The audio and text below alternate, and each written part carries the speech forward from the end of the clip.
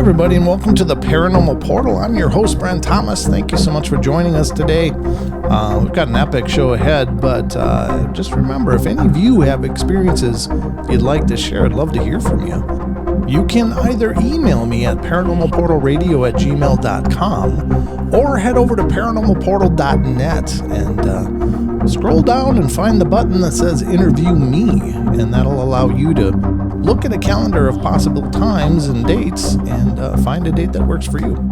Love to hear your stories, so definitely get in touch with me.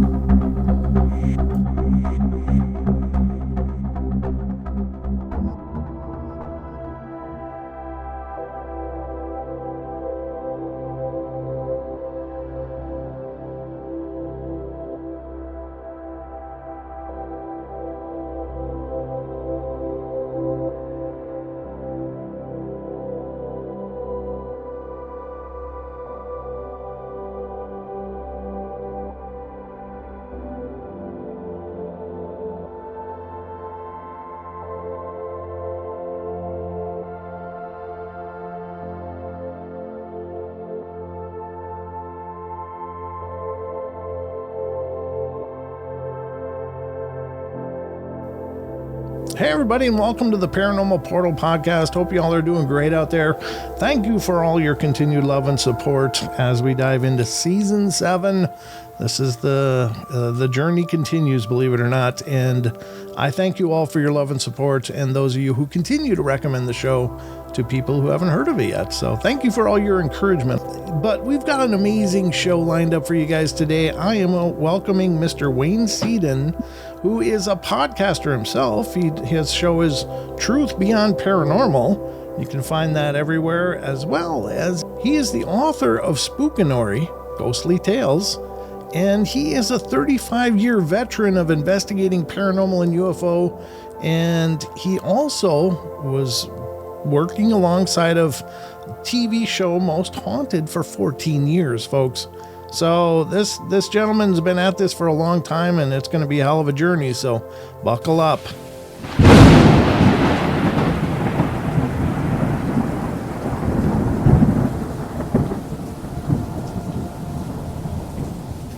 Hey Wayne, welcome to the show. Thanks for coming on, man. Good evening, Brent. How's things over across the pond, first of all?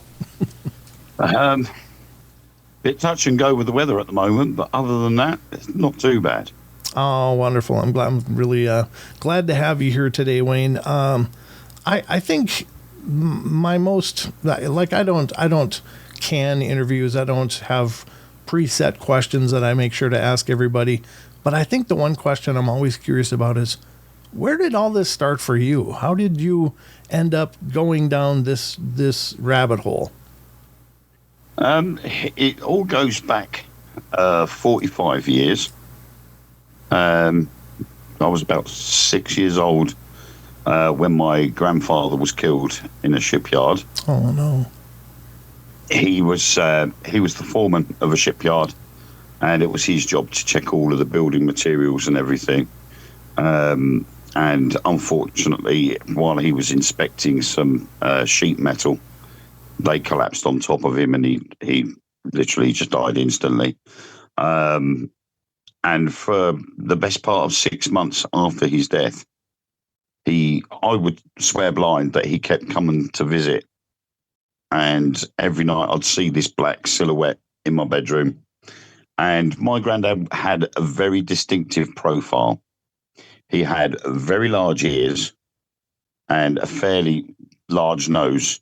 And to look at a picture of him, to get a picture of him, he looked very much like Lee Marvin.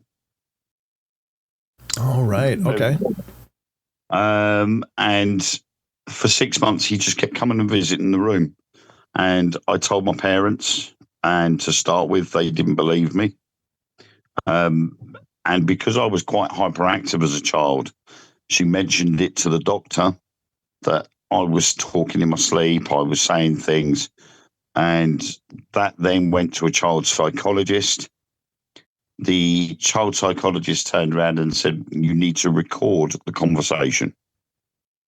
My mum was very good at doing shorthand writing, so she sat outside my bedroom one night and wrote down the whole conversation. Oh, wow. After, I think it was about 3.5, 4 months, she took those conversations to the child psychologist.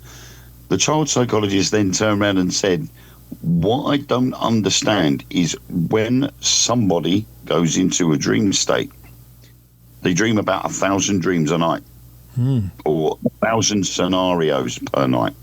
Wow. Okay. So to hold a conversation with someone, it's not him dreaming. So he's actually having a conversation with somebody. Oh. It's like, well, if you read this, if you get it translated from shorthand into normal, you will find out who he's talking to. And so she read a piece of what she'd written, and the doctor turned around and said, you know, who's his granddad? And he said, well, he died about I think it was about 10 months ago. Wow. And he's like, right, okay. He said, well, he's actually having a full-blown conversation. If somebody is in, like not the REM sleep, which is the deep sleep, but as you're coming out of deep sleep, you can talk to people. My partner Ellen does it. You know, when she's starting to come out of a deep sleep, she will say something, and I'll reply to it, and we'll have this little conversation, even though she's still asleep. Mm-hmm. When you're in that stage, then it could be because somebody is in that room having a conversation with him.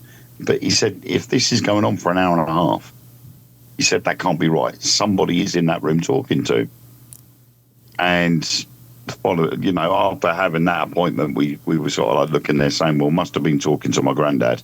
Yeah. And for about 6 months, it just stopped. Huh. And I can remember him saying to me in sort of in that coming out of sleep that he loved the whole family, and that he made sure that we were going to look after my grandma, which we did because she only lived around the corner, so we always made sure she was all right. And that was it. Never saw him again. Wow. But it was 6 months after he died.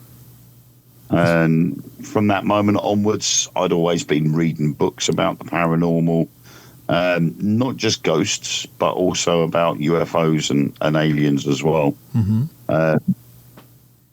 Because my brain sort of went into overtime and thought, well, if we can have things like ghosts, why can't we have things like aliens and UFOs? Why can't we have things like Bigfoot or Black Shark, which we have over here? You know, why aren't these things possible? And I started asking all these questions, and it was just, from then onwards, it was about reading about the paranormal rather than physically going out. And it wasn't until I was about 15, 16 years old that I started going out with my friends to abandoned buildings. We'd go down to the old shipyard where my granddad was killed, and we'd investigate the buildings down there. And from then onwards, it was investigating wherever I could, whenever I could. Right. Wow. That's very powerful. So I mean, essentially, the paranormal found you. It wasn't the other way around. Yep. Now, you said that you recall the one conversation. Do you recall the other conversations that were taking place while you were in this dream state? The only things I can remember was him asking me to make sure that my grandmother was okay and that the rest of the family was fine. Wow. But according to what my mother had written down, I was talking to him about what I'd been doing at school, what I was doing at weekends. But it wasn't just... and the child psychologist said that if you're in a dream state, or you've got an imaginary friend and you're dreaming of being in a certain situation with that imaginary friend, the conversation would be broken. So unlike me and yourself now, the conversation, we would have been talking about 60 different subjects by now. Sure. Yeah. Because in dream sleep, your questions they just chop and change, and they're not related. He said, but this was a full-blown conversation. There was a question, then an answer, then there was a question relating to the answer that was given, and so on, right down the line. And that conversation went on in that particular subject for about 30 minutes. Wow. And that's not someone that's in a dream state. That's someone that's actually having a conversation with somebody. Yeah. I think the thing that impresses me the most about that is that your family was fortunate enough to have a clinician that was able to look at this objectively and even acknowledge that possibility, because, most often, I mean, the medical field, and this isn't me, casting aspersions, but it is a pretty knee-jerk reaction that, oh, you're talking, having these conversations, well, something must be wrong, here's some medicine kind of thing. Yeah. So I really... That was suggested. I'm sure it might have, yeah. Suggested. Yeah. I mean, they come out with all sorts. They said he was hyperactive, so you needed to cut off his sugar, take him down the building and get him to burn off some exercise. That may make him go into a deeper sleep, which might stop all this conversations at night time. And it was because it was autism rather than just generally being hyperactive or eating too much sugar.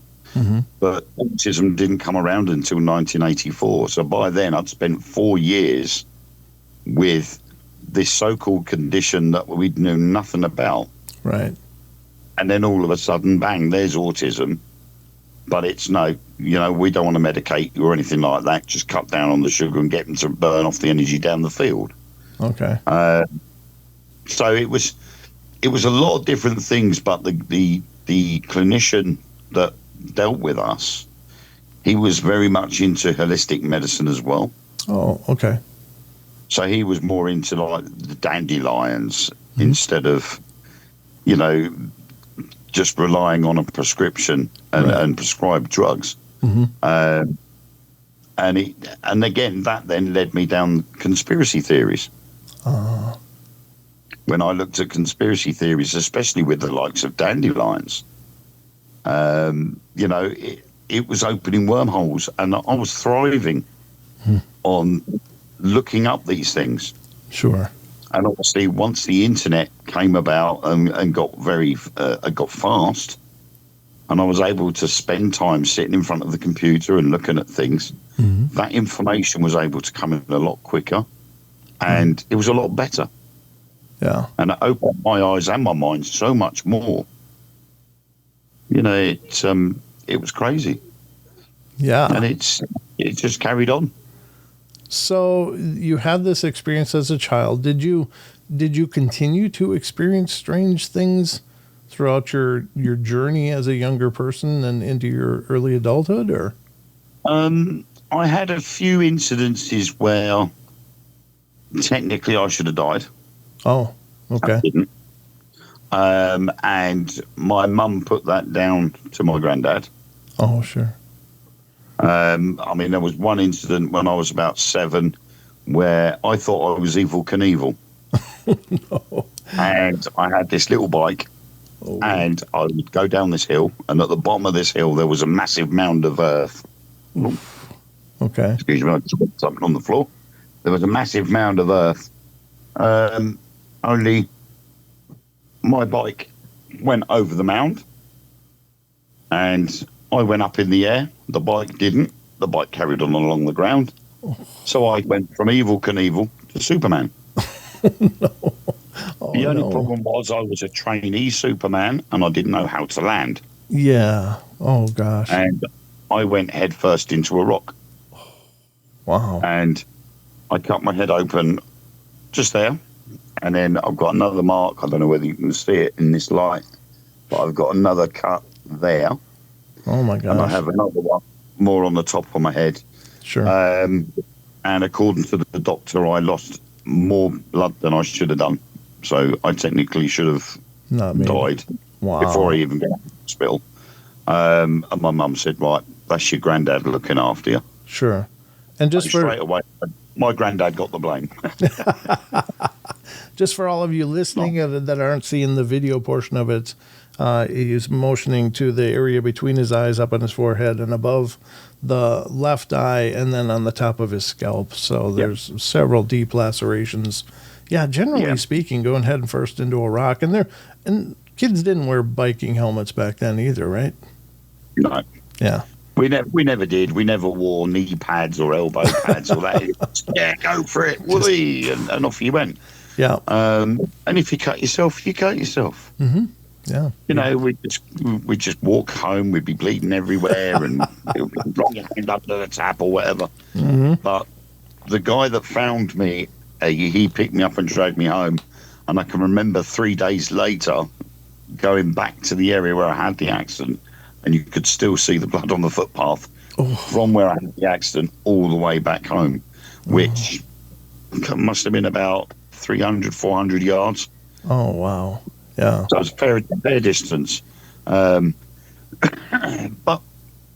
again, they said he's lost more blood than he should have done. He should not be sitting there. All this time, I'm sitting there watching him stitching up my head. I had about 8 stitches in the various places, and apparently I didn't bat an eyelid. I just sat there watching, and the only time I screamed was when I had a tetanus shot in my backside. Oh. Apparently I turned around to the doctor and said I hurt my head, not my bum. Oh, my God. To this day, my mum will still mention it to people about when I cracked my head open pretending to be Evel Knievel. Oh. So they think it was my granddad protecting me. Mm-hmm. So I just let my mum go with it and thought, could it have been possible?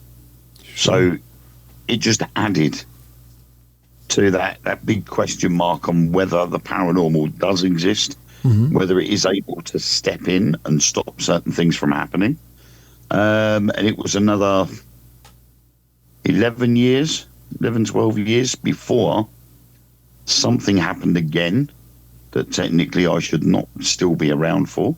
Oh. And that was when I was in the Royal Air Force.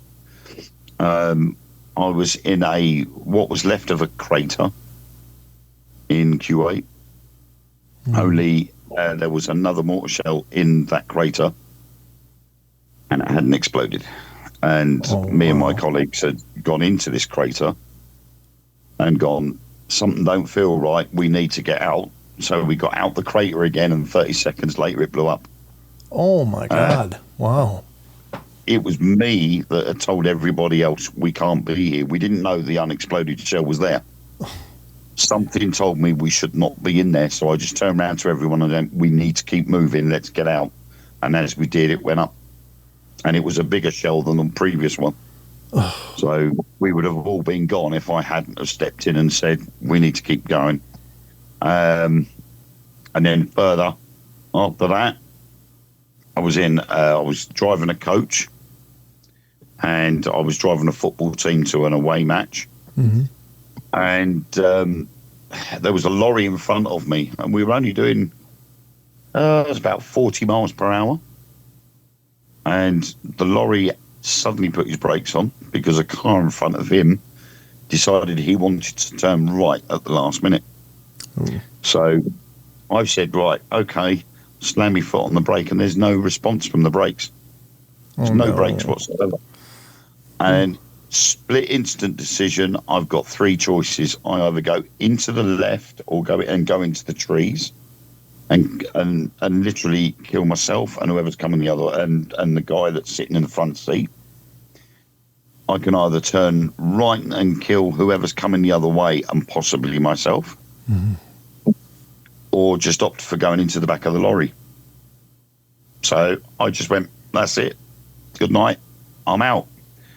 Straight into the back of the lorry. I'd been trying to come down the gears, but the coach wasn't slowing down quick enough for me to go down. And I just closed my eyes, aimed for the back of the lorry, closed my eyes, and I can remember hearing the windscreen smashing. And then all I heard was, Wayne, you all right? And I opened my eyes, and I went, hang on a minute, I'll let you know.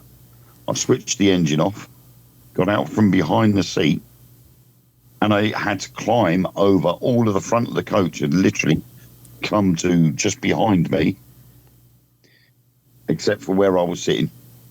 Oh, wow. Everything else was behind me, only by about 2 inches, but everything was behind me. So I've climbed out of the front. I've got my cigarettes out of my pocket. I've lit a cigarette up and I've gone, right, I'm fine, everybody off the bus. And everybody literally on the coach was swarming around me, asking if I was okay, asking what had happened. The lorry driver had phoned for the police and an ambulance because he swore blind I'd be dead. Sure. The ambulance turned up with a body bag. The police turned up with a body bag, all expecting me to be dead. They walked down the length of the lorry, came round the back, saw me standing there, and they went, Where's the coach driver? Where's the coach driver? I went, I'm here. And they went, sorry? And they looked at the front of the coach, looked back at me and went, you were driving? I went, yes. Right, okay. And the ambulance guy, when they took me in to check me over, they turned around and said, we've got a body bag here for you because we were told of the impact and that there's nothing left of the front of the coach. We expected you to be dead. Wow. Like, well, clearly so I'm not. All I had done was sprained my wrist. Really? Wow. That was all I'd done. And there was no other injuries on the coach at all. There was no other injuries anywhere else. Good. And it was weird because then yet again my mum said, that's your granddad protecting you. Yeah. But I've got two spirits. I believe I've got two spirits that watch over me. And that one of them is my granddad, and one of them is a spirit that I met in, I think, about 2002. Oh, okay. And that's a whole new story. It's a very bizarre story, but it's in relation to a house that I moved into that belonged to my sister. And we had strange things going on. And something had told me I'd got the name Joanne, and that she was there waiting for me. Excuse me. And then I spoke to a medium. She didn't want no money. She didn't want my full name. She didn't want my address. All she did was she got on a bus, came to the town that I lived in. I met her from the bus stop and took her to the house. Within 3 or 4 minutes of walking in through the back door, she said, Joanne. I'm like, okay. And she started running off with all these different occurrences that happened inside the house. I hadn't said anything. Wow. She was quite partial to throwing a can of spaghetti at one of your lodgers. And I'm like, how do you know about that? She said, well, Joanne's told me. Wow. And it had happened. One of my cousins was lodging with me in the spare room. And oddly enough, the show Most Haunted was on TV, and I said to my cousin, you want to see this? This is a very good episode. And she went, oh, I don't believe in all that rubbish. And then she screamed. I've gone running into the kitchen. She's gone white as a sheet. And I've said, what's the matter? What's the matter? She said, look, there's this can of spaghetti hoops sitting on the floor. And it's upright so you could see the word spaghetti hoops. And I went, right. She said, that came out the cupboard at me as I was opening the cupboard door. I went, right. She said, just as I was telling you that I don't believe in ghosts. Wow. So I went, oh, right, okay, that's interesting. She said, yeah, but it came straight at my head, bounced off behind me, and then landed back in the middle of the floor. I went, right, and I looked. And I worked it out. I got the tape measure out, and I measured the height from the floor to the shelf and the floor to a dent in the wall where the can of spaghetti had come across the room. It was a 35-foot wide kitchen. Oh. And it went from one side to the other, and it was the same height from the shelf to where the dent was. So it shot across. It was exactly 6.3 feet high from the shelf and the wall. So it literally went in a straight line across the room. obviously, we all know gravity dictates. Right. You throw anything, it's going to be at a height to start off with, and then it's going to drop because of the weight. Yep. It didn't. And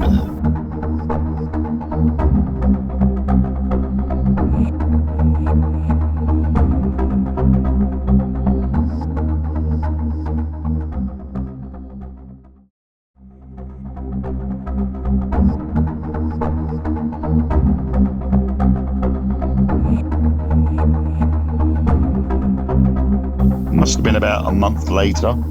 Same thing happened again. Really good episode of Most Haunted was on. I said to her, "You'll love this one. I'm in it. This is a cracker." Mm-hmm. And she went, "No, I don't believe in ghosts." And all of a sudden, she screamed again. And I went, "You've got to stop doing this," because it made me jump this time. Yeah. I've gone running in, and she would always go out and buy a Chinese takeaway, and it was a set meal for one person. But the amount they gave you was so much, you could divide it into two and have it the following day. Mm-hmm. So she would put the second one on a plate, leave it in the fridge with a tub of sweet and sour sauce on the top, and leave it for the next day. So, of course, I've gone running into the kitchen. There she is, white as a sheet, plates upside down on the floor. It's broken. There's rice and noodles everywhere. I'm like, okay, you've upset Joanne. First time I ever used that phrase, "You've upset Joanne."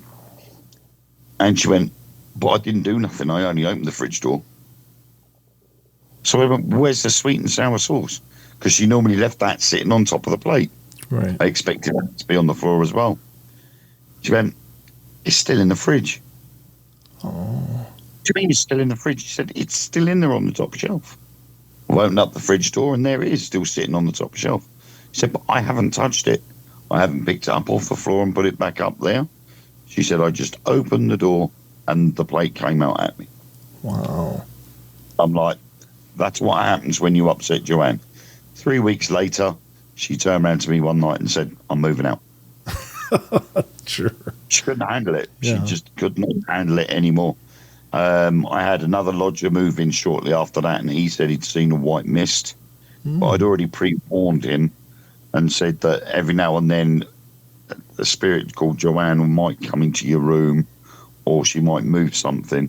And he was like, "No, that's fine, that's fine." And he'd say hello to her just to keep her happy, because he'd heard what happened to my cousin, so he didn't want to get anything thrown at him. Right. But yeah, this medium had gone through the house and she was talking to Joanne. And the weirdest part of it was that the reason why she was there, the reason why or how I was destined to be at that house, what was going on two houses down from ours, because we were a row of terraced houses. So it was about 8 houses all connected together. And she said 2 doors down, her mother and father used to live in that house. Oh. And then when her and her husband got married, they moved into this one. So every once in a while, she goes between houses. So I'm like, "Oh, right, okay, that's interesting." And so I said, "Well, who was her husband?" And she just turned around and she went, "You." Oh. "Excuse me?" She said, "You were her husband." And I'm like, "Hang on a minute, that don't work. I've, up to that point, I'd never been married." Right. And I said, "What do you mean?" She said, "Your previous life, your name was Michael." Oh. I went, "Okay." I said, "That's worrying me now." She said, "Right." She said, "Shortly after you two were married, you moved into this house. You joined the British Expeditionary Force and ended up in Dunkirk. Only you never came home." Wow. She died a year later. And she's been here ever since, waiting for you to come home. Oh. So obviously this is where supposedly I had the next reincarnation. I've come back as me as I am now. Sure. And Joanne was waiting at the house, waiting for me to return. And it just so happened that as soon as I got back to the house, when I moved in, all these weird things started happening. Keys were being moved. plates and items of food were being thrown about for no weird reason. And I even checked it out with the Hall of Records at County Hall. And sure enough, her and her husband, Joanne and Michael, they both lived there. He joined the British Expeditionary Force. And unfortunately, he died in the evacuation of Dunkirk. He didn't make it home. She died a year later. And I checked with the house 2 doors down and asked if they had any strange things going on. And they turned around and said, now that you speak of it, we have a key rack at the front door, and the keys always end up at the back door. Oh, on really? a regular basis. Oh, no. Wow. Brilliant. That's incredible. So I think there has always been a very strong link with everything that I've done. It is all sort of coincidental, but it's linked. And I think it has worked out really, really well. Simply because without the experiences I've had, it may not have carried on. Sure. I don't know. I don't know where my life would have continued had I have not had those experiences. Right. It's just fueled everything, and it's just gone from one to the other, and it's just built so much. That's incredible. Right. It's a really fascinating chain of events for sure, and I don't blame you. I mean, I think about those things often too when we have these experiences, and they might seem random, but perhaps there is a lot more going on to these things than just something moving, something changing. It could be any number of things. Like I've even wondered. So you were talking about the keys getting moved, and that is actually something I've always wondered about. Like, for a lot of people, it seems like a mischievous thing. Like, oh, the keys are moved, I couldn't find them. Oh, and then you come back after looking and looking, then you found them where they should have been initially. Like, they were suddenly gone. And a lot of people think, well, that's just a mischievous spirit messing around. But I've thought, even to the extent of maybe it's a divine intervention of sorts. Like, you weren't supposed to go when you were going to go because something might have horrible happened. But however, those missing keys kept you from, getting hurt yourself or possibly, having an accident with someone else, any number of things. So we dismiss this stuff too quickly, I think, right? Yeah, I mean, we've had it where people have kept their keys close to the door, and people have used wire coat hangers to bring stuff in through the letterbox. And they've managed to unhook the keys from the key rack. Oh, wow. And then they've stolen cars as a result. And at one point, we thought it's quite possible that the keys being moved were because that wasn't where they kept the keys originally, or that's where her parents never kept the keys. Right. She was sort of like saying, hang on a minute, they shouldn't be there. They should be over here. Sure, yeah. So she would move them. Or it could have been that she was trying to let us know that she's there. Yeah. Oh, sure. Well, in the case of being mischievous, it was all down to the fact she was trying to let us know that she was there. Yeah. Yeah. But I do want to make sure to talk a little bit about your experience with Most Haunted, because I think that's a very profound experience, and I'm fascinated by that. How did you end up getting into that, or how did that work?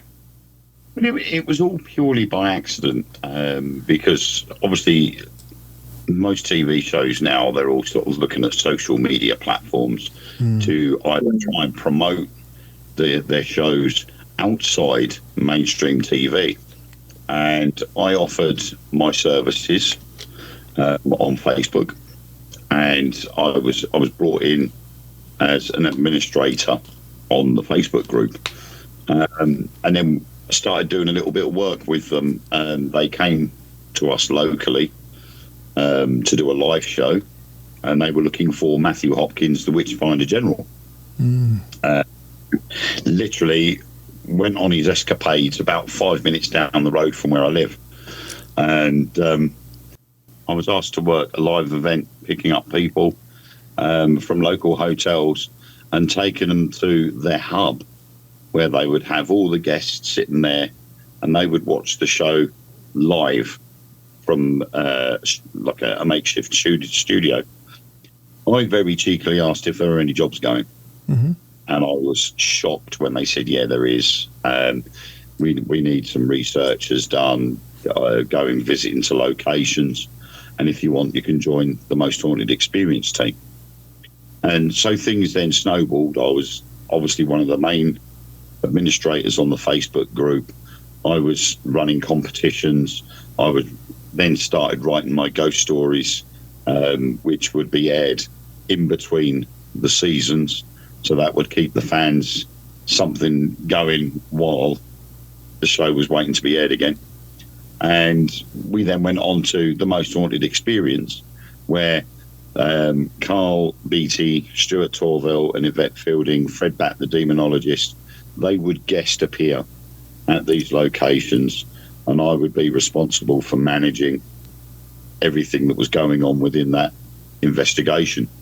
But unfortunately, the cracks started to appear. I saw a side of things that I didn't like. And unfortunately, I had to part ways, simply because my morals were completely different to theirs. Yeah. And I didn't think it was fair that I put myself into that situation. I needed to get out of it because people were going to get hurt, and people did get hurt.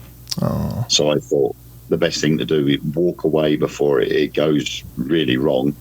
Right. And I felt that something guided me to make that decision pretty quickly. And no sooner had I left, there was complaints went into the TV channel about how a couple of individuals were treated for having an opinion. And a couple of people had complained to the TV channel about how I was being treated. So I'm like, right, okay. Well, they got dropped off the TV channel. Oh, okay. So now they're just online. But they always say when one door closes, another one opens. And it was only a matter of 3 months before I was asked by, she was a guest originally on some of the paranormal investigations that Most Haunted did for the public. And she approached me and asked if I would like to present their online show called Truth Beyond Paranormal. And I didn't even have to think about it. I said yes straight away. And she came to me and she asked, what format did I want to do? How are we going to do the investigations? And literally just looked at my guidance on how the show should be run. And just right from the word go, I said honesty. Yeah. I don't want any fakery. I said the second I see any fakery, I'm walking away. Yes. I want nothing to do with it. I'm not too keen on gadgets and technology. I prefer more the traditional methods that aren't as easy to manipulate. I see it today now where you have EMF meters, you have these weird light up bears, SB7 spirit boxes, and all these different apps on mobile phones. But without getting 100% guarantee from the creators that anything that happens with those gadgets or apps is going to be paranormal, I don't want to know. Right. So I won't use them unless I've got that 100% guarantee that they can prove that it's spirit that's using that app or that gadget. Yeah. Then I won't use it. And they can't guarantee, they can't give you that guarantee. Sure. So I would rather stick with older methods. Now I'm very partial to dowsing rods. Okay. And dowsing rods connect with me really easily. And we've been on investigations where we've had 6 or 7 people trying the dowsing rods, and there's hardly been any movement. And yet the second they've got in my hands, they've gone crazy. One particular incident, we went to a place called Rougham Control Tower in Bury St Edmunds in Suffolk, and that during the war used to be the American Air Force's an American Air Force base. and I think it had B-17s and B-25 bombers stationed there. And on the journey up there, this is the first time we'd ever been there. On the way up there, my partner Ellen said, I'm getting a name beginning with a J. And I didn't think Ellen was acceptable to spirit. She's never really been sort of that open. She's always been quite skeptical. So for her to come out with something's telling me of a name beginning with J, I'm like, okay, can you give me any more than just the letter J? She said, well, I think I've got a Jack. So I can't get anything else. And before we knew it, we were at the location. We've gone walking around. The guests have arrived. We've got everybody sorted into their groups, and we've gone into a back room with one particular group. And my partner, Ellen, had picked up the dowsing rods, and she started to use them, and not much was happening. So I said, well, I'll take them, see what happens. Now, I look at ways of using the equipment where it proves I'm not faking anything. And obviously we know if you hold a pendulum up with your hand, that at some point your arm's going to wobble because it's been held up for so long, and that will make the pendulum move. So for me, with the dowsing rods, I've got my hands pinned to my chest, holding the dowsing rods, so I can't move as much. Right. And the rods were opening and closing to order. And I turned around to them and I said, so we got to the point where we had a male spirit in that room. And I said, we will go through the alphabet. And when we get to the letter at the start of your name, I want you to open the rods. So one had to go left, one had to go right. We got to the letter J and they opened. So Ellen then started calling out various names. But she didn't start straight away with the name Jack. Okay. She said James first, then Jeremy, and then Jack. As soon as she said Jack, the rods opened. So I said, are there any objects in this room that relate to you? And it opened up for yes. We did open for yes, cross for no. And so I said, okay, can you point to the display case that has the object that's related to you in it? And both rods went to the far end of the room. So we walked over and we literally pinpointed it down. There was 3 shelves in each display case, and it pointed to the very bottom shelf. And down to the bottom shelf, we were looking along, it pointed to this little box. It was a little metal box with a really rough looking dial on the front. And is this the object? Yes. Was this from your aircraft? Yes. So we looked, it got a little number card by the side of it, number 17. We looked on the list, number 17, Flight Navigator's Compass. Wow. So we're like, so you were a navigator on one of the bombers?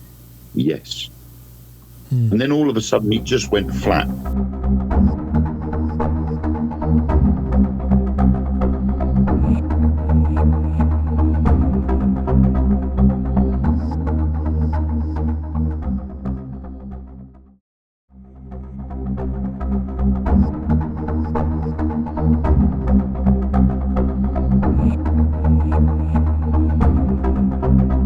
There was nothing in there whatsoever. The atmosphere changed. It was getting colder, whereas it had been quite warm.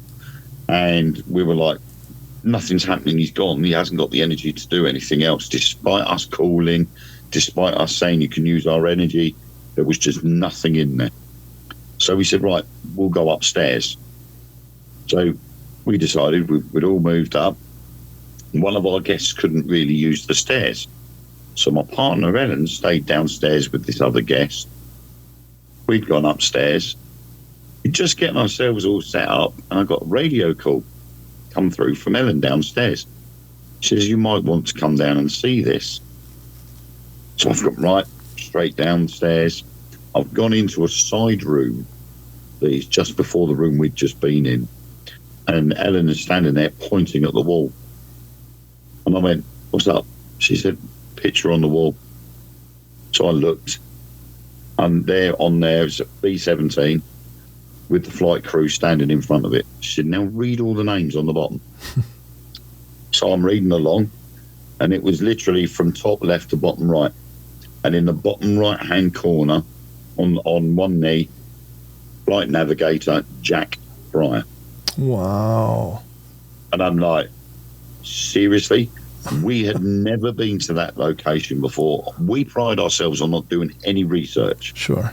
Although, having done the paranormal for so long, that we know of places, but I don't like to go onto the internet or look in the books to get history of the place. Yeah. And especially diving that far into the history is to know certain names. It's a lot of work to carry out. So I'd rather do the research after the investigation, so that then we can collate what we've got to what's already noted. Mm-hmm. And we just stood there for about 5-10 minutes in total amazement. The fact that she got the name beginning with a J and thinking it was Jack. Yeah. Then we had the dowsing rods where it was opening and closing, and we found the navigator's compass. To going into a room that we'd never been in before and seeing the picture with Jack on it. And he's come through a number of times when we've investigated there. Oh, nice. It became quite a popular place to go.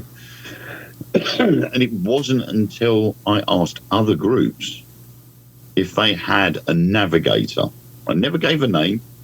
I just said, "Did you ever have a flight navigator come through on any of your investigations?" And I had about 17 people confirm with me that they had a flight navigator by the name of Jack come through, either inside the control tower or out on the actual airstrip.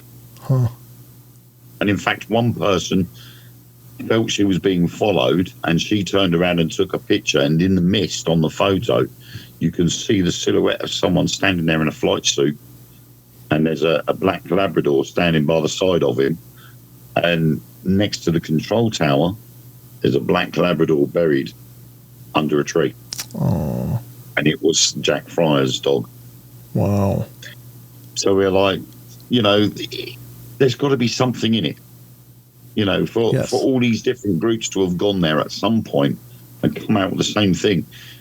But even that was nothing compared to what we all experienced. And every time we've been there since, the same experience happens every time. From that airbase, whenever there was a sortie, there would always be 12 planes would take off. And you would hear that, obviously, if none of them got shot down, it would be the 12 planes come back. And while we're always on the top floor of the control tower, we would hear the low droning sound of these heavy bombers taking off one at a time. Wow. They would disappear, and about 10-15 minutes later, you'd hear them all come back. And then 5 minutes later, you'd hear them all take off one at a time again.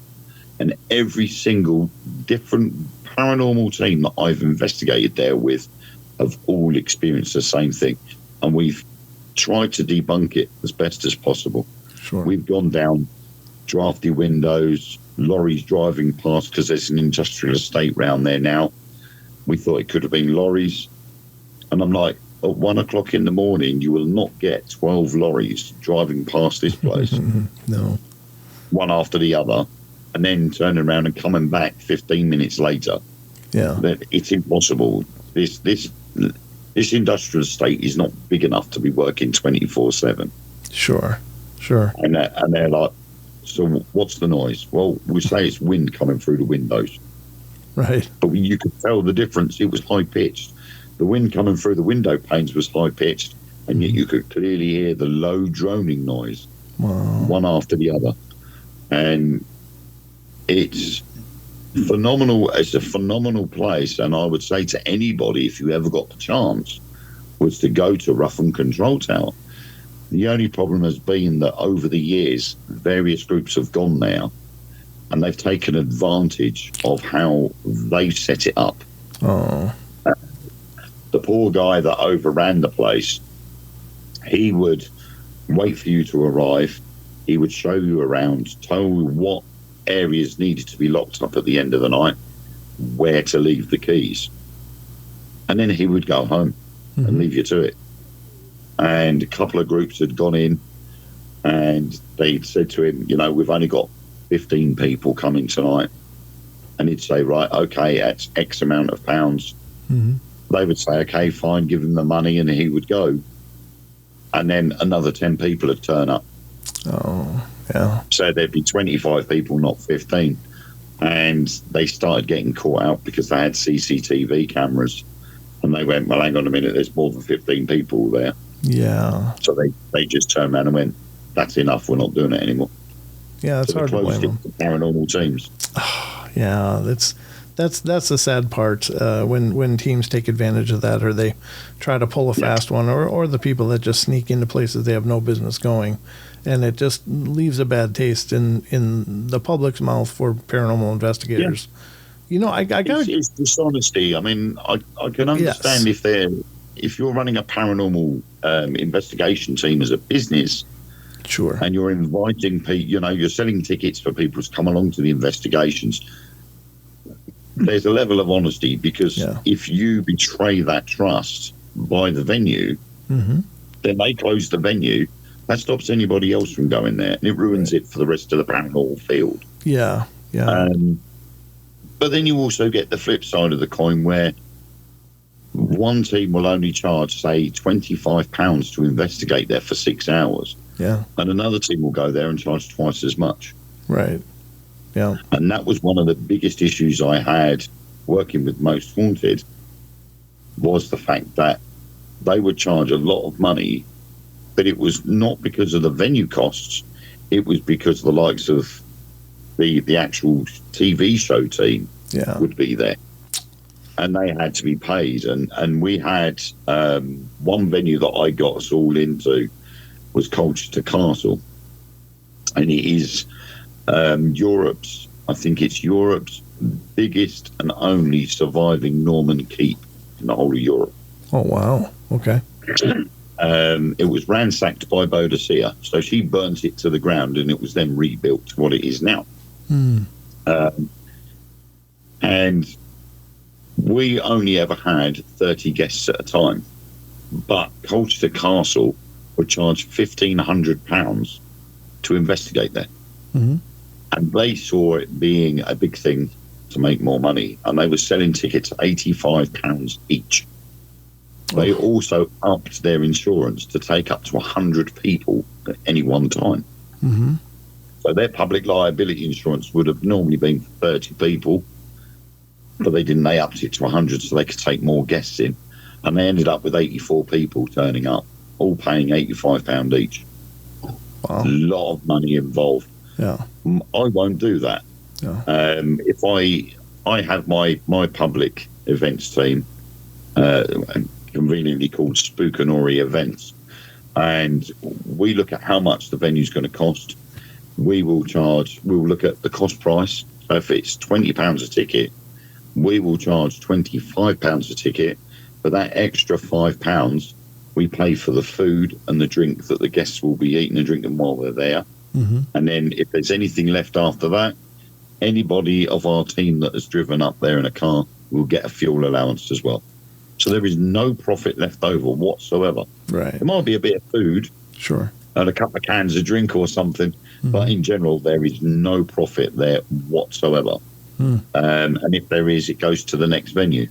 Right. You know, so it's... I can see where a lot of teams want to make money. But for me, it's about the experience. Yes. I want people to experience what I experience when I go out, either filming or when I just go out looking for spirit. Yeah. And I want other people to join me on that quest. Right. So, you know, why should I charge them £50, you know, twice the price, when, you know, we're all there doing the same thing. We're all looking for the same answers. Yeah. So they just help with the cost of the venue. Yeah. You know, it works a lot better, and people appreciate that. Right, right. Yeah, nobody wants to feel like they've been suckered to join you on a investigation. Yeah. I've had that. Yeah, I bet you I've had have. that. I'll bet you have. I got to also hand it to you that you said you don't investigate and do a lot of research prior to going into a place. And honestly, I really respect that a lot, because I think a lot of teams do that huge bit of research before they go in. And you see it a lot on a lot of the televised shows. Well, this is what happened here. This is what the claims are here. And this is who the claims are doing it. And they'll spend the whole investigation talking to these figures that they're expecting to be there. Like, oh, Carl, the janitor, are you still here? Did you know you're dead? Do you know what year it is? Et cetera, et cetera. But meanwhile, we don't know who's really there. Who are these personalities that are still hanging around? Are they these historical figures, or are they someone else, something else, And so, I mean, I feel if you've researched a place before you go there, it's power of suggestion. Yes. Yes. Straight away, we're going to such and such. We're like, well, in my field, it's all about a haunted building, so it's haunted. Right. But if I then research that building and I find out, it's haunted by a janitor by the name of Bob, I've instantly injected that thought into my head. Yes. And I'll get to that venue and I'll be looking for Bob. Right. I won't be looking for anything else. I'll be specifically expecting Bob to pop out of the cupboard and go, hello, I'm here. And that's not the way to do it, because if you've already got the thought that certain things are going to happen, when something does happen, regardless of what it is, you're going to react. And a lot of the times it would be an overreaction, because you'd be going, oh my God, I didn't expect that. Well, you've got to do that for the camera. If we're filming it, you're expected to react to it, but you knew it was going to happen because you've been expecting it to. Yeah. So if you go in there not knowing what's there, not knowing what could happen, when it does happen, that reaction is natural. Yeah. You didn't know it was going to happen. That fear is going to be a lot more in your face than it would be if you'd have already known.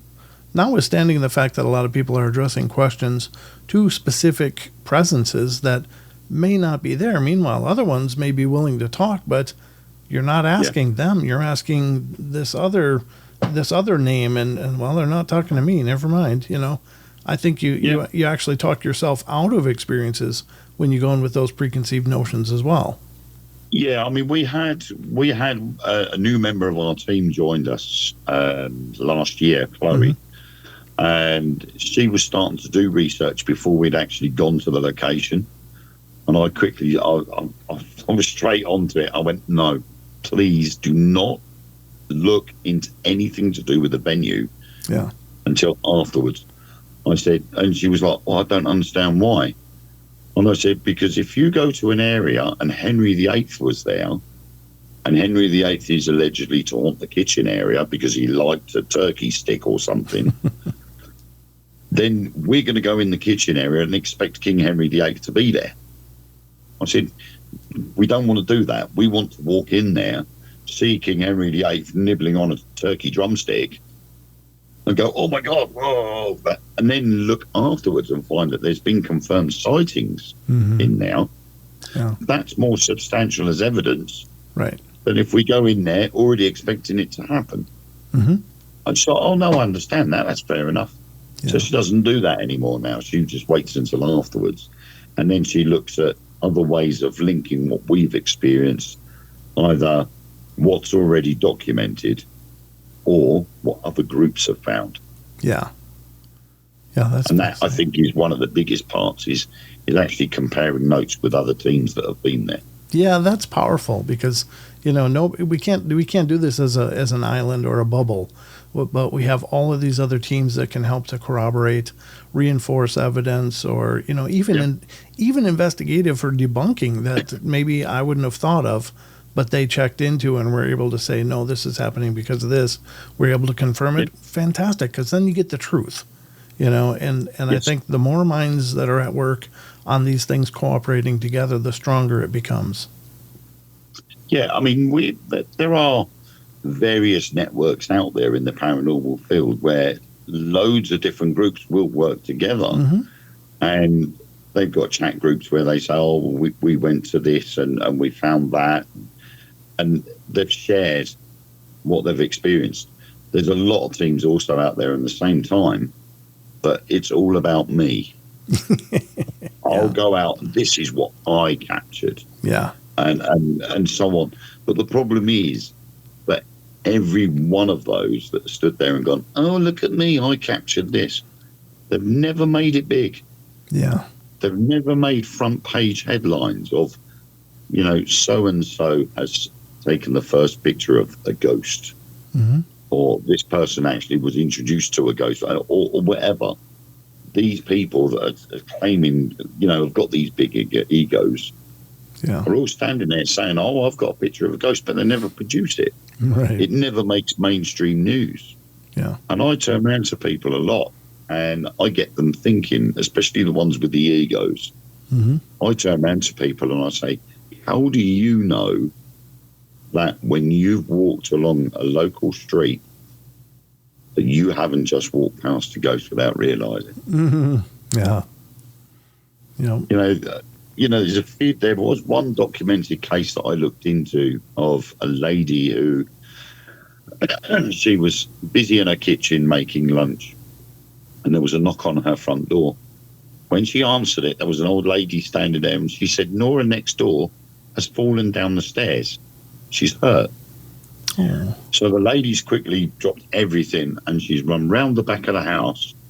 She's gone in through the lady's back door. She's gone down to the bottom of the stairs, and there's Nora, this old lady, in a heap at the bottom of the stairs. The other lady's nowhere to be seen. She's called an ambulance. The ambulance has arrived. They've put her on a stretcher, taken her to hospital. A day later, the lady that was in the kitchen making her lunch has gone to see Nora in the hospital.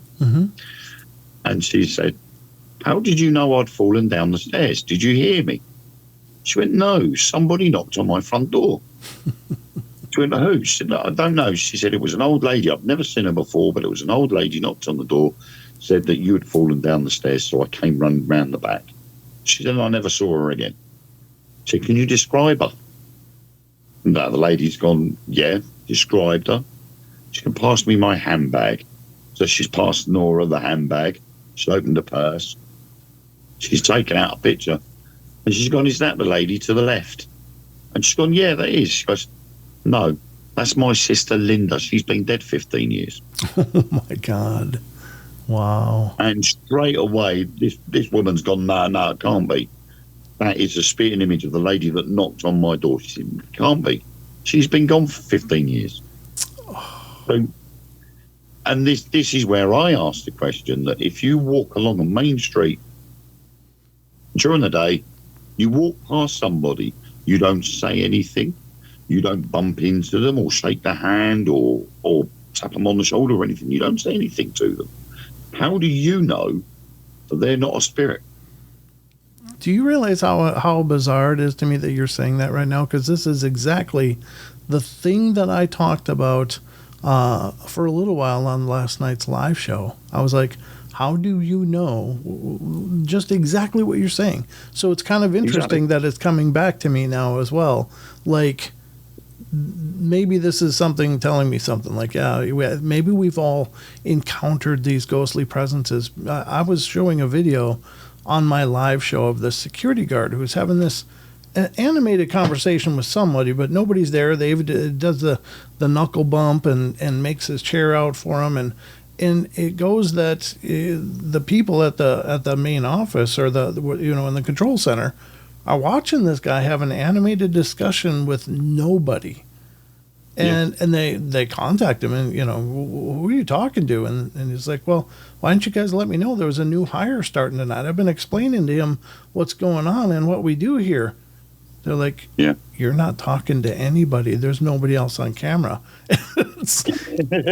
And it's so funny that you should bring that same thing up right now, because it's like, wow, that's definitely a reinforcement from the universe that, there's a lot of things we have yet to learn. It's the way you look at it. Is that we all stand there and say we would like to see the full manifestation of a ghost.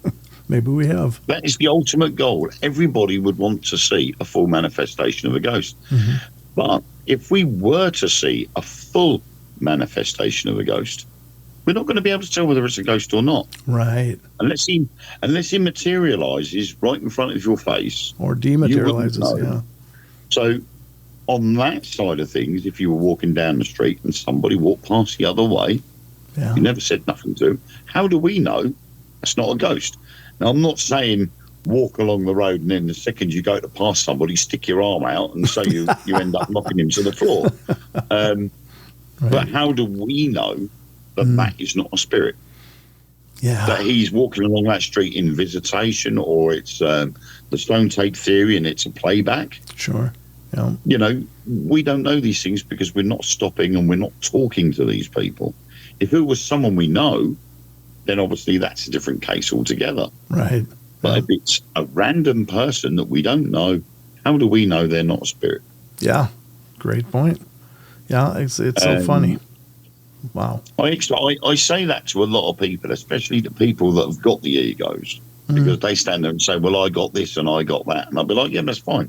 But how do you know that you weren't talking to a spirit before you went into that investigation? Right. You were standing at a gate talking to so-and-so before you went in. How do you know he wasn't a ghost? Right. Yeah. And they look at it and go, yeah, that's a good point, actually. Yeah, absolutely. Very cool. You know, before we're done, I do want to give you a chance to talk about Spookinory, your book. Tell us a little bit about that, if you would, please. Okay, well, Spookinory came about because of when Most Haunted were having a break in between different seasons. I've always had a thing about writing. And so I would write little ghost stories, and I would either do a live feed on their Facebook group reading the story, or I would do a pre-record and I would put it out into the show's Facebook group for people to listen to while we were waiting for shows to start or in between the seasons. And I thought of the title Spookinory because of a show that we used to have here in the UK when I was little called Jackanory. Mm-hmm. And it was a celebrity telling a story like the BFG into the camera to the children at home. And I thought, you know what? It's a good idea. I write ghost stories. I tell ghost stories. So maybe if I have something spooky involved in the title, and without warning, Spookinory there was no other thought. It was Spookinory. That's it. Mm-hmm. So it became, originally it started off as Wayne Seaden Presents Most Haunted Spookinory. Oh. And then when I left, I was given poetic rights to keep the Spookinory. Oh, nice. So all I did was just drop the Most Haunted, and just kept Wayne Seaden Presents Spookinory. Awesome. And so as a result of that, Wayne Seaden Presents Spookinory Ghostly Tales has sort of gone from strength to strength. In between writing, I'm getting ideas for new stories, so I have to put them down on a note so that I can jump onto the next one as soon as that one's finished. I'm now currently on my 5th book, which is just over halfway through. Oh, congratulations. I have 4 books released so far through Amazon, and they are Whistle from the Hills, Lady J, Cricket, and Job Done. And some of them are sort of loosely related to personal experiences. They've got family members in them as characters.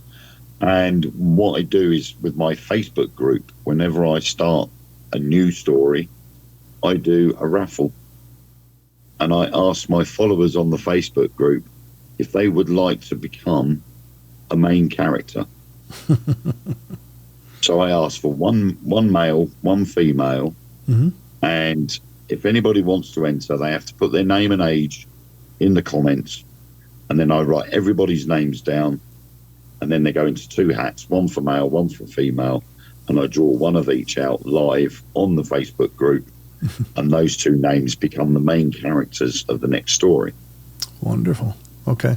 And they love it. They think it's brilliant. You know, they're like, I can't wait for you to write the next book because I want my name to be in the book. And I'm like, well, it's not just that. If their name becomes the main character, not only have they got the knowledge that their name is in the book, but they also get given a free signed copy of that book as well. Oh, very cool. They have a keepsake as well. Mm-hmm. And this one at the moment, we've got a co-host of mine, Mark. He's the main male character, which is not good for him because he ends up having a bit of a sticky end. So he's, he's not going to be happy when he finds out. And another lady called Val is the lady character in the main book. Oh, okay. So, you know, they chop and change. And when I look at it now, from the first book to the latest one, they've increased in size quite a bit because I think my experience as a writer has broadened so much now that I'm finding new ways to interject things into the book. Oh, good. And my first one was only about 54 pages long. Okay. And it was based on the first only airborne attack of Crete. It was the very first airborne attack of anything during World War II. And the story just revolved around the history of that invasion and then what happened to a certain group. And that one went out, it was published, and straight away the first person to actually buy that book was Justin Spurrier, who worked on Ghost Adventurers. Oh, okay. Sure. And I was shocked when I found out that it was him. Because he's like, oh, well, when I've finished reading it, I'll give it to Zach and see what he thinks of it. And I'm thinking, wow, that to me spoke volumes. Yeah. I know a lot of people don't like Zach Bagans. And I know a lot of people don't like Most Haunted and various other TV shows. But to me, for somebody to actually read my book, oh yeah, absolutely, that is influential in the paranormal field, regardless. Right. That to me was a big shock.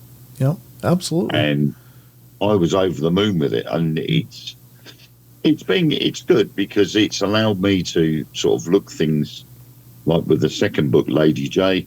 I was able to put more into the storyline, so it made that book bigger. Then I got to Cricket, my third book, and it got even bigger still. Now I'm on to my fifth one.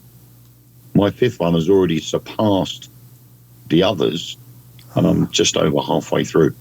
Now, are these ghostly tales, are they based on real events, or are they fictional, or what is the format? Well, they vary. Okay. The first one is the first one is based on historical fact. Okay. Until you get to the actual storyline of the ghosts itself. It was just that the character that I used was going to Crete to investigate paranormal activity, so I had to sort of bring in a storyline. And in Crete, during that war, there was a village that was ransacked by the Germans. Everybody was either executed or had run away from the village. And a big blackboard was put up in the middle of the town saying nobody is to return and rebuild. Oh, wow. So it's to be left abandoned. And so I picked on that particular town or particular village to center the story from. And it was the people that got away from the Germans during World War II. And it was based on what happened to them. We know what happened to them. They all either died of old age or they died fighting. Sure. But sure. My twist to it was there was a group that went elsewhere and the Germans eventually caught them, but it was what happened to them afterwards. Okay. So some of my stories will be based on factual events. Okay. But the characters within them are completely fictional, and the storyline itself is fictional, unless it comes to something that's happened to me. Right. So if I've got personal experience, then that's more factual, but on my side of things. Right. Now, I know you mentioned Amazon, but is that the only place they're available, or are there other places they can find the books?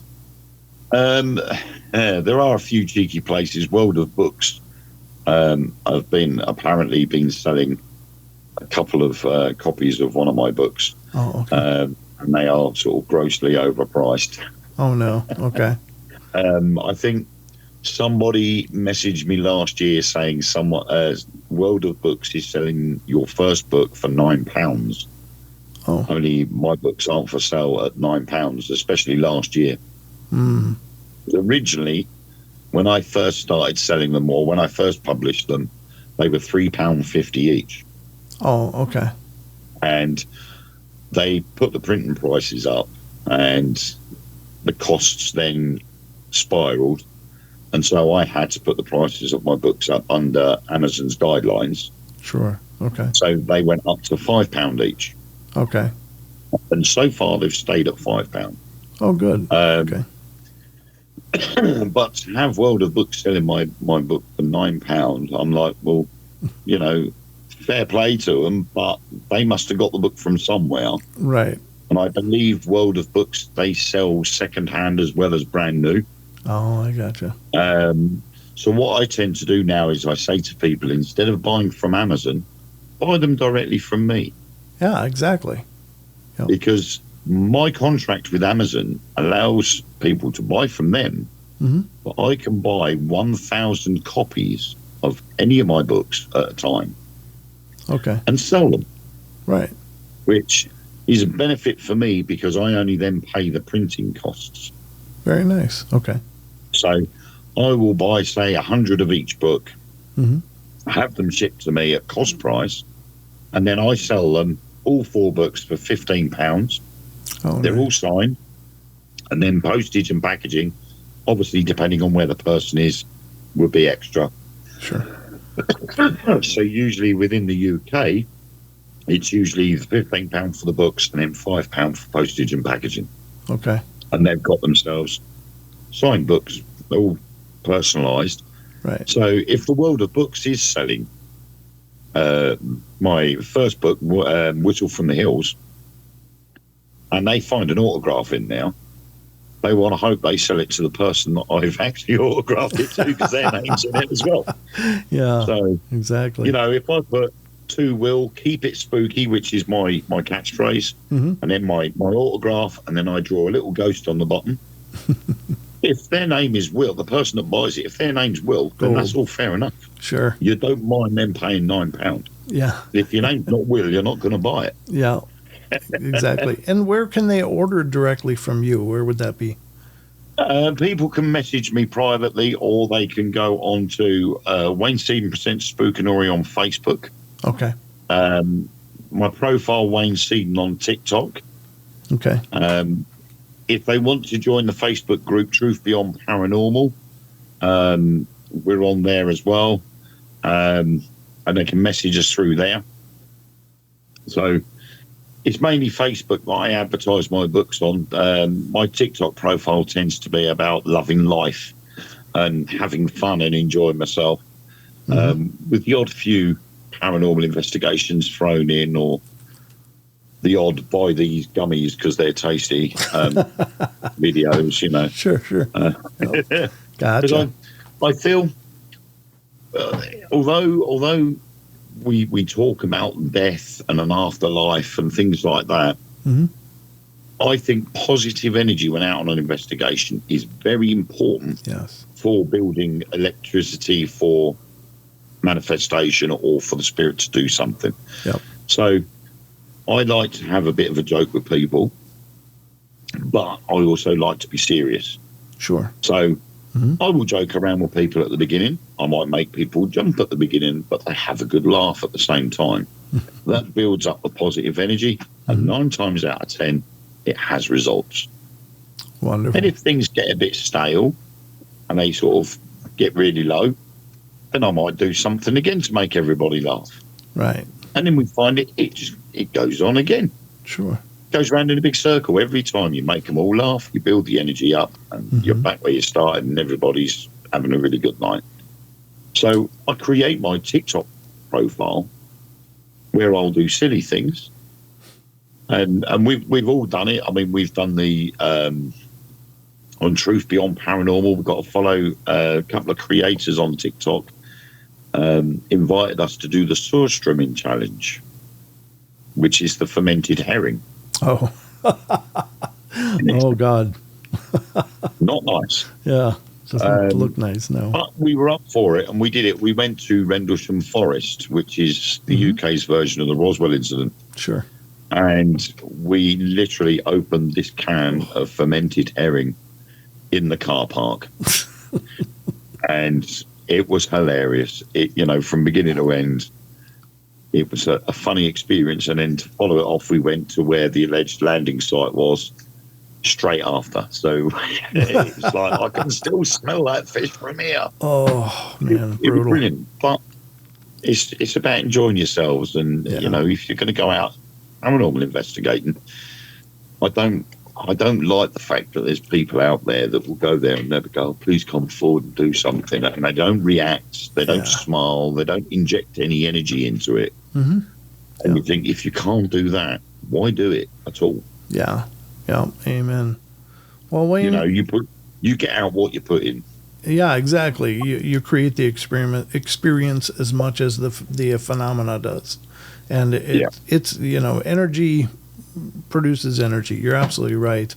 I really enjoyed having you on the show, Wayne, and thank you so much for making time to do this with me today. I know our listeners are going to love to hear your stories and to hear what you've had to say, but you will have to come back. You realize that, right? Oh, definitely. Yeah. No problem with that. Okay. Well, we'll definitely get you back for part 2, because I know there's a lot more ground to cover, and it's just been an absolute pleasure. So thank you, sir. No problem. Thank you, Brett.